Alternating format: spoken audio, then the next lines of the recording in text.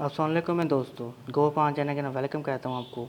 हमने सदाबहार की सीलिंग की थी, मतलब उसके भी गो किए थे, आपको याद होगा। ये बीज मैंने 4 इंच के पोट के अंदर गो किए थे। वहाँ से उसके 4 लीव हुए तो मैंने उनको काल के सीलिंग ट्रे में शिफ्ट कर दिया। सीलिंग ट्रे के अंदर मैंने शिफ्ट किया टोटल 5 पौधों को, और एक पौधे को मैंने बड़ी मतलब टोकरी के अंदर शिफ्ट कर दिया था।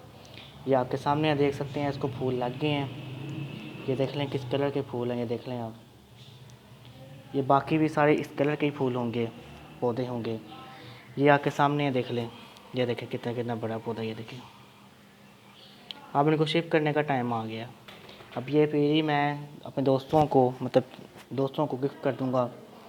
और मेरे पास काफ़ी पौधे हैं टाइम, इसलिए मैं ये दोस्तों को दे दूँगा, अपने दोस्तों को। इनको ग्रो करना बहुत आसान तरीका है। इनसे फूल लेना ही बहुत आसान। छोटी सी जगह हो आपके पास, छोटा पॉट हो, उसमें आप इसके अंदर फूल ले सकते हैं। ये बात मेरी याद रखिएगा। ये ज़्यादा जगह नहीं घेरते, बहुत कम की जगह लेते हैं और काफ़ी अच्छा ग्रो करते हैं। इनको गोबर खाद इनको आपने 1 माह में बस 1 बार देनी है। सनलाइट इनको आपने मतलब कम सनलाइट में रखना है, तो ये अच्छा ग्रो करेंगे। ये सदाबहार पौधे मतलब ज़िंदगी भर में रहने वाले, ये कभी ख़त्म नहीं होंगे। इसका लाल कलर बस 6 माह रहता है और सर्दियों में रहता है, गर्मियों में नहीं रहता। ये बात मेरी याद रखिए। बाकी इसके हर कलर आप ग्रो कर सकते हैं, पूरा साल, क्या पूरे 5-6 साल आपके पास रहेंगे। बात याद रखिएगा।